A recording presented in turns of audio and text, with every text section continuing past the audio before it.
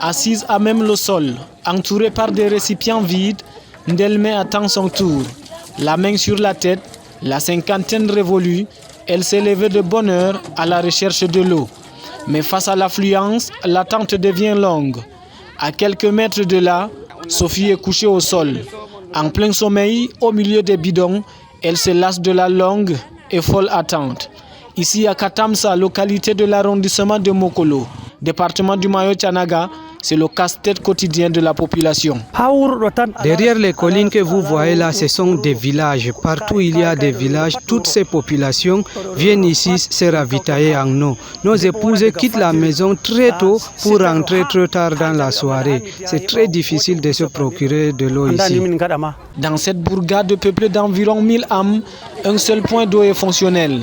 La forte demande oblige la population, surtout la gente féminine, à passer des journées entières en attente du précieux liquide. Sous un soleil de plomb, femmes et enfants font le pied de grue.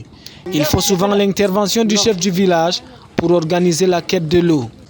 Autre lieu, même attroupement, à Mohour, toujours dans l'arrondissement de Mokolo, non loin de Zamaï, des récipients tutoient le ciel.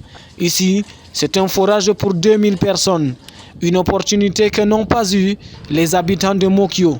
Ici, la population se rue vers les lits des maillots pour recueillir de l'eau, qu'importe la qualité. L'essentiel, c'est d'avoir quelques gouttes, de quoi étancher la soif avant que la source ne tarisse. Cette eau boueuse n'est pas usée, détrompez-vous. C'est une eau potable aux yeux des populations de Wolorde. Chez nous ici, il n'y a pas de l'eau. Nous buvons seulement l'eau du Marigot comme ça. Donc nous nous sauverons seulement au village comme ça. Parfois nous creusons 6 mètres pendant le moment pluvieux.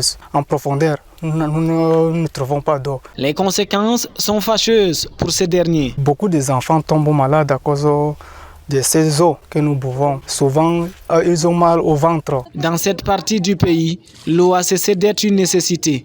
Désormais, l'eau est un luxe.